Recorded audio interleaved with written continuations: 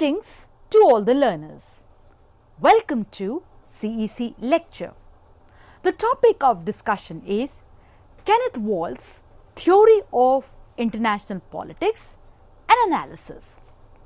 In this lecture, we shall analyze key ideas, academic contexts, evolving debates of one of the most extensively referred textbook in international relations literature, that is the work by Kenneth Waltz, Theory of International Politics.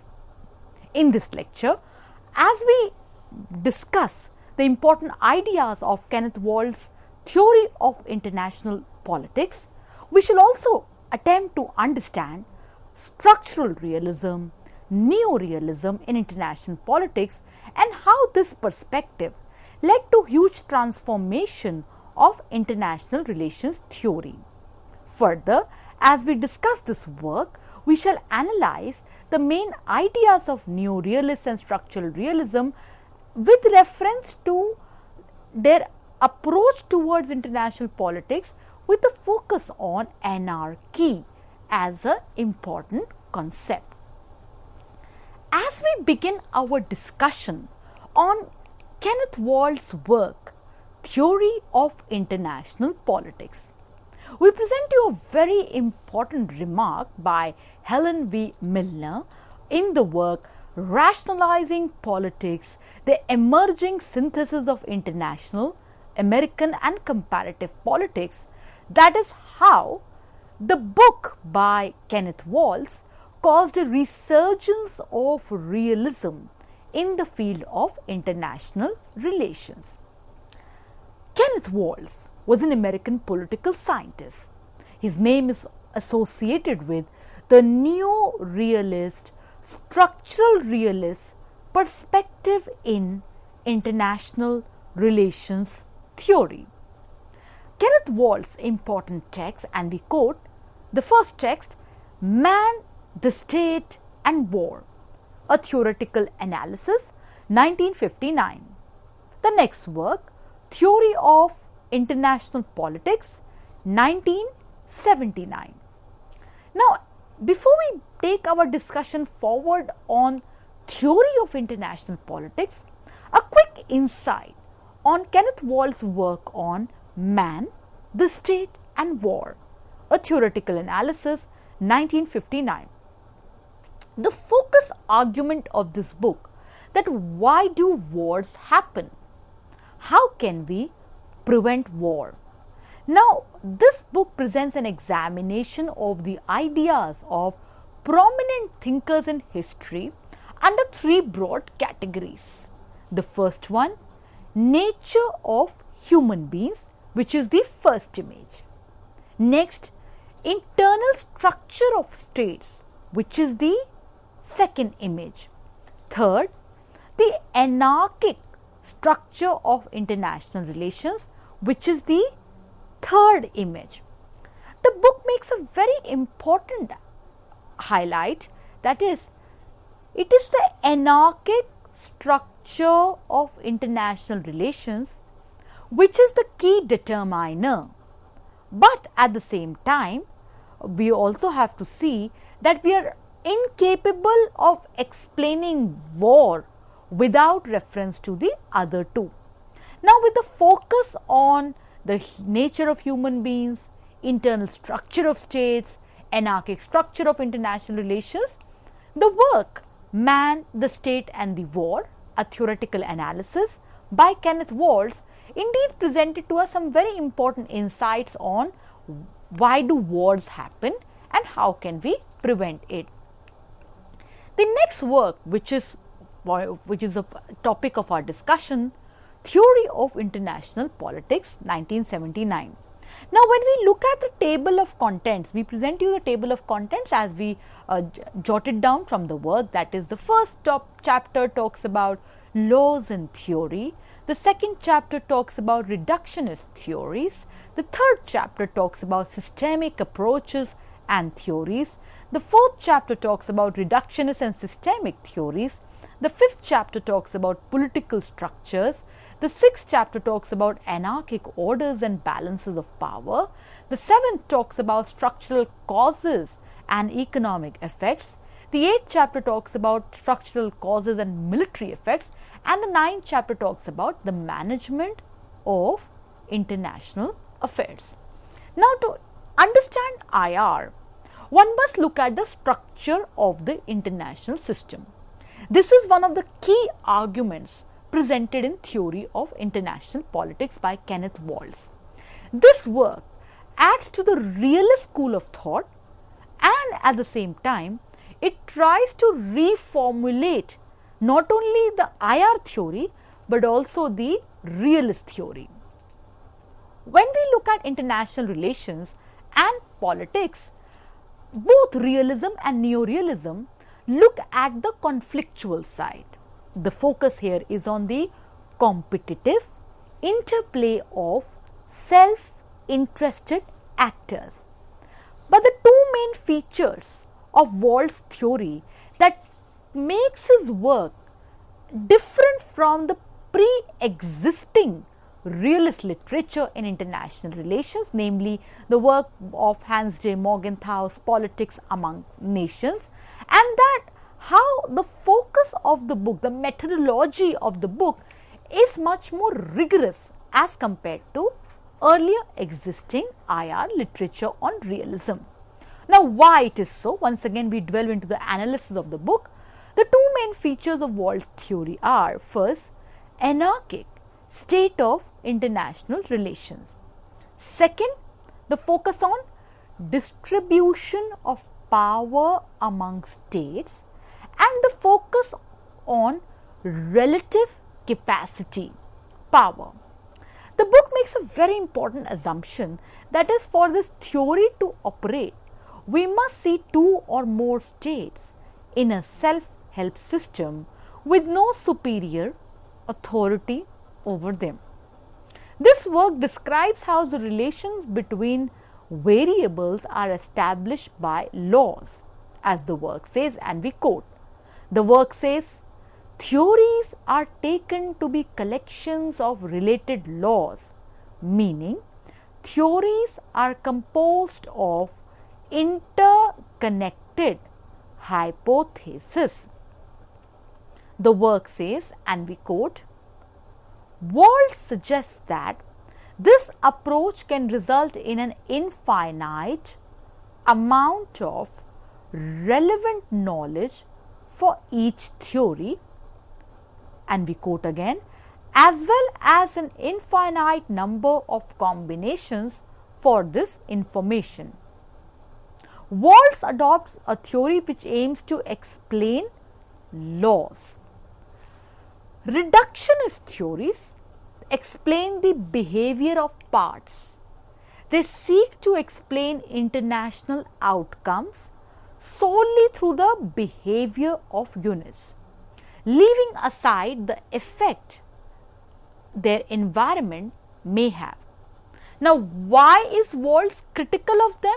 Because they fail to account for similar behavior across states. Further, another important findings of the book are, when we go through some of the important inputs presented by the book, that is how states pursue their security above other goals. The next important aspect, balancing of power by states. Now, these are two very important findings of the book that indeed try to give a new picture, a new dimension to the realist literature also. Quoting from the work, that is, if the same effects follow from different causes, then constraints must be operating on independent variables in ways that affect outcomes. A system-level explanation of world politics solves both of these problems, that is, by focusing on the structure or set of, quoting once again from this work, set of constraining conditions. The ordering principle that theory of international politics underlines, that is anarchy. And what is that defines anarchy? Different units exist in a self-help system. That is, there is no functional differentiation amongst them. So, the analysis that comes here is that how, while reading through Kenneth Waltz's work, that is Theory of International Politics, one must underline the influence of new classical economic theory in the book. That is, states in international system are perceived like firms in a domestic economy. What is the same fundamental interest? That is, to survive. Other actors exist, but the work says they don't matter. There are examples, when we look at the pages of the book, from economic models, that is monopoly, oligopoly, that focus must be specially on more powerful states. Individual state actors lacking, they lack relations of superior and subordination. So, for Waltz's work, that is international systems, how does it emerge? It emerges from co-action of self-regarding units. Further, the work says, and we quote, internationally, the environment of states' action or the structure of their system is set by the fact that some states prefer survival over other ends obtainable in the short run and act with relative efficiency to achieve that end. The work further says, anarchy entails relations of coordinations among a system's units, and that implies their sameness. So, as long as anarchy endures, states remain like units. The work further says, which is to say, they are autonomous political units who face similar tasks. So, positional picture that describes a system in terms of the placement of units rather than in terms of their qualities. The work says, and once again we quote, as we are doing the analysis of Kenneth Waltz's work, Theory of International Politics, the work says states do not willingly place themselves in situations of increased interdependence. In a self-help system, considerations of security, once again the focus here is on security, it subordinates economic gain to political interests. Now, the work, especially the chapter on balance of power theory in this work, is very important. States are unitary actors, as the work says. And what do states seek? As the work says, states seek their own preservation and at a maximum universal domination. Seen in this framework, Kenneth Waltz's work, Theory of International Politics, points out that there are two types of balance. What are they? We once again refer to the work. The first one, states seek to achieve their goals either through internal balancing. What is internal balancing? Increasing economic and military strength. Second, external balancing. What is external balancing? Example of that, creating alliances. Further, the work looks at multipolar balancing, bipolar balancing and external balancing. What are these? Once again, we refer to this work. Multipolar balancing occurs externally among states. Bipolar balancing occurs internally. External balancing is more uncertain. Bipolar balancing tends to produce less conflict. So, seen in this aspect, once again, as we are analyzing Kenneth Waltz's work, Theory of International Politics, we also take reference to some of the important ideas, some of the important reviews.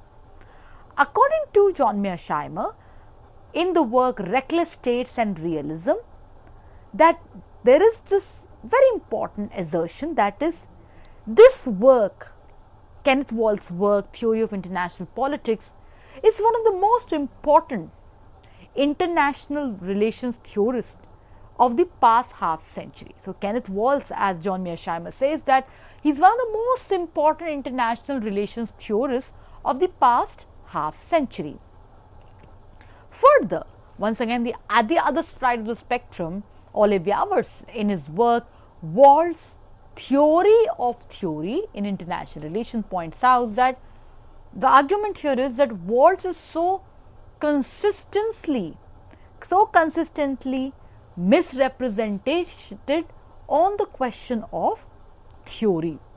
So, seen in this regard, once again, as we are discussing Kenneth Waltz's Theory of International Politics, that is how the work by Kenneth Waltz, and there have been critiques of that, it tries to refine and redefine realism.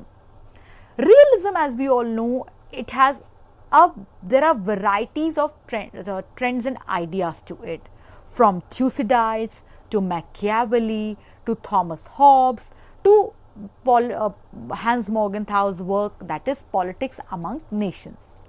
Herein, the focus was primarily on human nature as compared to it, and still keeping the focus towards the competitive and the conflictual side of international reality.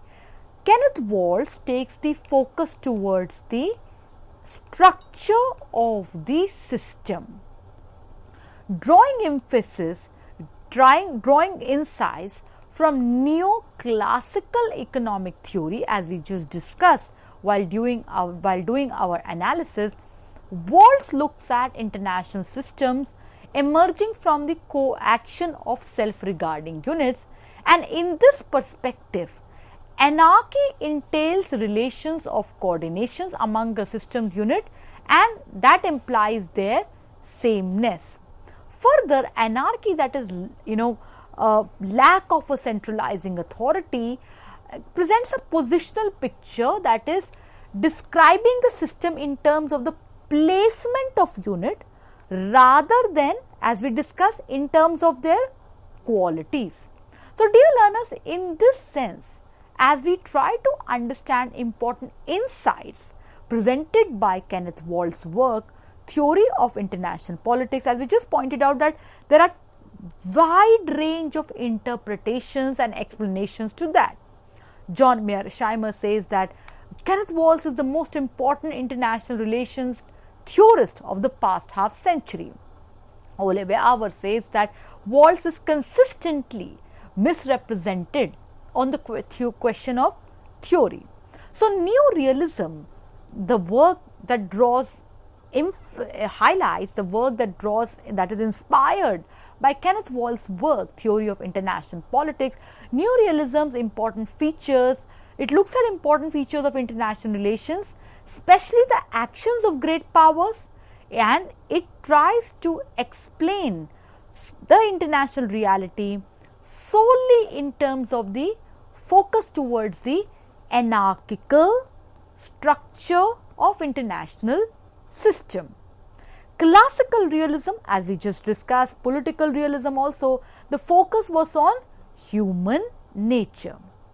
The similarities between classical realism, political realism and neo-realism, structural realism, is that the focus is on the conflictual side of international reality, and both consider state as a rational actor.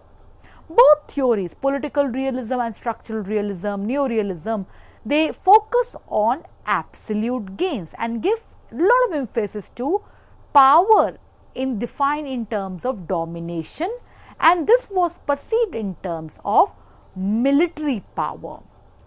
As contrast to that, when we look at how the nature of understanding was different, because neorealism tries to refine realism, the 6 principles of realism by Hans Morgenthau, in the form of a definite theory. It attempts, the work Theory of International Politics attempts to bring intellectual rigor, scientific orientation in realist understanding of international reality.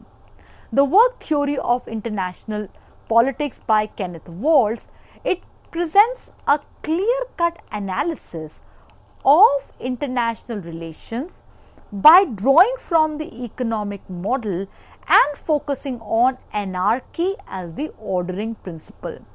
Why the work is significant? Because it tries to interpret international reality in a very scientific manner, namely looking at how different units exist in a self-help system, trying to get in a scientific rigor aspect that there is no functional differentiation amongst them. Further, how the work tries to really bring an important focus of any endeavor in the realm of foreign policy, international relations, international politics, that is, how states pursue their security above other goals. Further, how it presents important insights into balancing of power by the states. So, as we try to understand the work of Theory of International Politics presented by Kenneth Waltz, what is essential to understand how this work presented new insights with reference to study of international relations. That is, one must look at the structure of the international system. The work Theory of International Politics adds to the realist school of thought, but however, it tries to reformulate, redefine, look at it from a different point of view.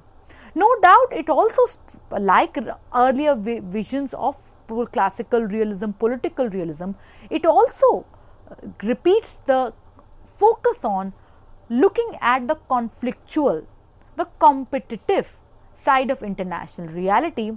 However, with a broad focus on reductionist theories, systemic approaches, looking at anarchic orders, balance of power, management of international affairs, various chapters in the book, as we go through the contents of the book, this work is indeed a very significant addition in order to comprehend international relations perspectives.